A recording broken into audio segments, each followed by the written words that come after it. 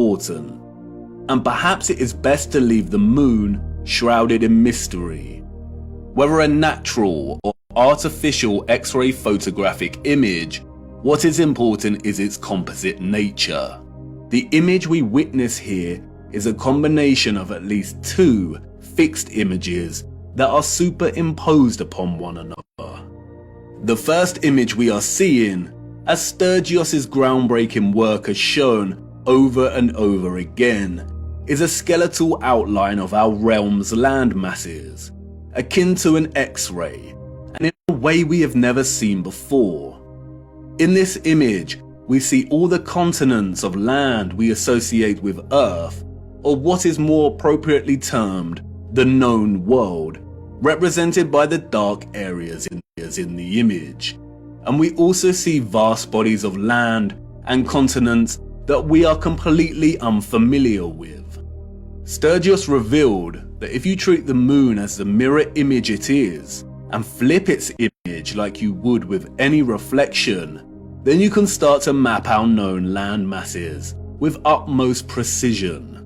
And this is exactly what Sturgios has done, mapping the known world captured in the moon down to its Great Lakes and deserts. The striking similarities between our known world landmass and that captured on the moon are far too exact for it to be any kind of coincidence. It has been right in front of our faces every single day, literally.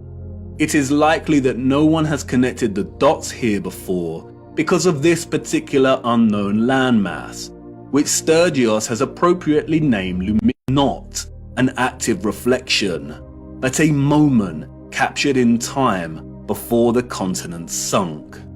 The second image we are simultaneously witnessing in our moon is that of the firmament itself. Yes, you heard me right. The moon is the only known official image of our firmament. The face of the moon is a composite image, and we have to separate the images to fully understand what we are seeing. We have the landmass of the greater realm, and this is one image from one angle. And then we have another image from a different angle. I can only illustrate this by showing you. This specific area of the moon is primarily what gives the phenomenon its spherical 3D appearance. The heliocentric liars love this area of the moon, and they have used it as a weapon of deceit against us. It is not a crater with rays, like they tell us. Look closer. Really look.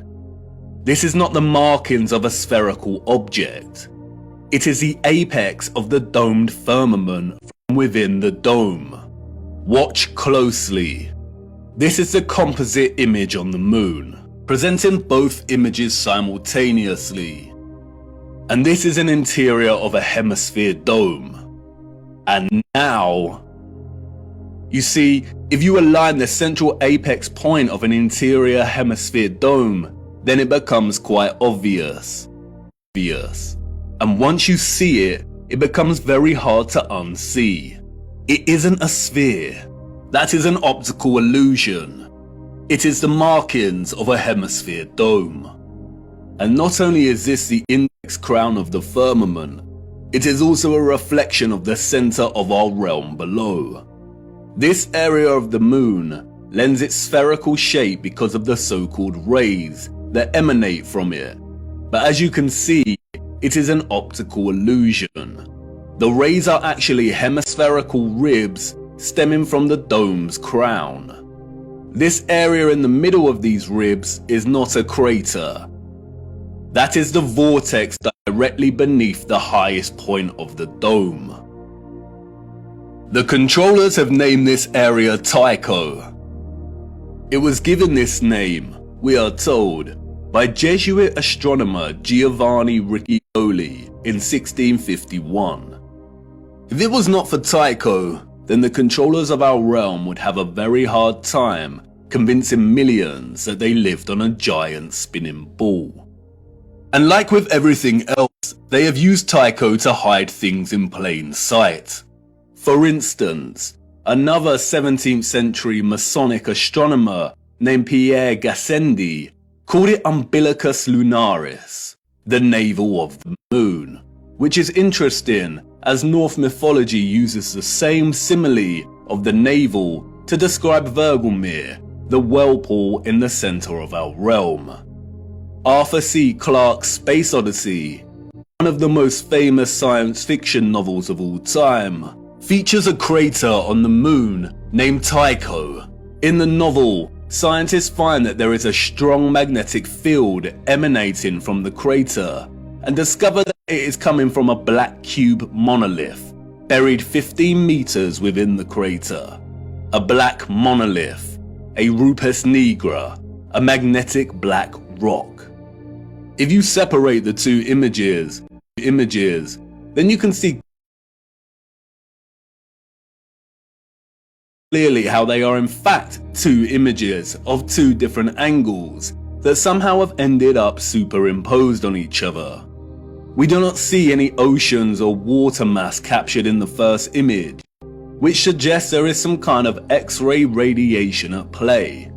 We don't see the vortex at the center in the first image for this reason. And again, no one knows how these images were formed. But if some kind of radiation beams were responsible, then the first image, the land masses of our greater realm, were most likely captured as the rays hit the firmament. And as those rays were reflected into our ionosphere and began forming the plasma mass we call the moon, it is likely that the second image was captured. And that is the image of the firmament, of the structure existing above us. And that's why we can see the outline of this structure, the stars beyond this structure, and the reflection of the vortex and other great deeps below. The moon is a masterpiece of distorted perspective, a plasma embodiment of as above, so below. And it's going to take a lot of work and careful consideration in smoothing out this distortion to try and get somewhere close enough to create a proper map of the world we live in. And because the moon is a disc-like mass of plasma, the first image of the land presents some curvilinear distortion. And you can see it here at the edges as the land begins to warp and wrap slightly. A lot of serious work needs to go into creating a flat projection of this distortion. But it shouldn't be too difficult, because the distortion is only slight around these edges. And that's why Sturgios can map the circles of latitude, seasons, and time zones very accurately. A map without the distortion may look something like this. But important questions remain. If the central vortex is absent from the land image on the moon, then why has Sturgios plotted the land we assume is Hyperborea over here, which is not in the center? And what about all this other land? The sun and moon cannot journey above all of this land, as it would take more than 24 hours to circle all of this, and we know the paths of the sun and moon. And the big one, the one you've been desperate to ask about since uncovering the only map we have. Where is the ice wall that you flat earthers constantly bang on about? Let's start with Hyperborea. And here's where many flat earthers may experience cognitive dissonance. Although Sturgios has plotted Hyperborea here, there is no proof that this is the true Hyperborea. There are a lot of different land masses in this region, and we cannot be sure. It pains me to say that Hyperborea may not exist in the way we have come to believe. Mercator's Hyperborea is likely the work of the Masons to throw us off the real path. And this is what our purpose is all about, isn't it? Digging for the truth is difficult business, and as we dig deeper, we come to realize that artifacts we found before may not be as useful or important as we first thought. We all get it wrong, but stay with me, no need to despair just yet. It is very interesting that the Urbano Monti map was added to the Stanford University map collection and made available to the public in 2017, the same year the flat Earth was gaining huge traction and people were starting to wake up. It's also interesting that it has been arranged as a planisphere. The huge individual sheets of this map were originally arranged as an atlas projection, but David Ramsey purchased the map in 2016, and the team got to work scanning each sheet individually and processing them digitally to wrap around a sphere. Perhaps the release of Monty's marvelous map was an attempt to keep flat earthers thinking Hyperborea was located at the North Pole, and